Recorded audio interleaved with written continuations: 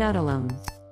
A. Then the rib which the Lord God had taken from man he made into a woman, and he brought her to the man. And Adam said, This is now bone of my bones and flesh of my flesh, she shall be called woman, because she was taken out of man. Therefore a man shall leave his father and mother and be joined to his wife, and they shall become one flesh. Genesis 2:22-24. When God put Adam in the Garden of Eden, he gave him everything he needed. Adam was in charge of the plants and the animals.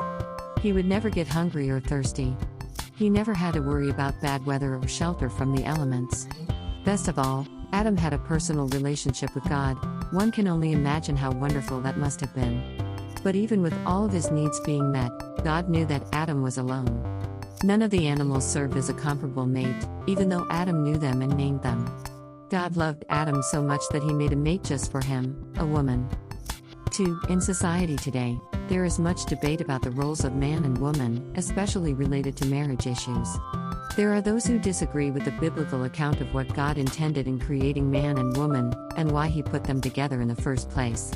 We get hung up on the concepts, duties and rights of marriage to the point that the true meaning of it is lost. The most basic element of marriage is companionship, to never have to be alone. God's heart for us is that we never feel alone.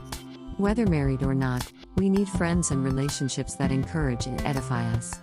Loneliness can be debilitating and depressing to the point of death.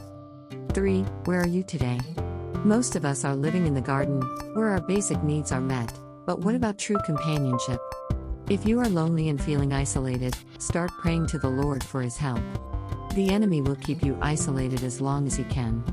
Take the steps to get involved in a Bible study with small groups and fellowship opportunities. Volunteer and get involved to help others. In helping others, you also help yourself. You never know what God has in store for you. One thing you can be sure of, he does not want you to be alone.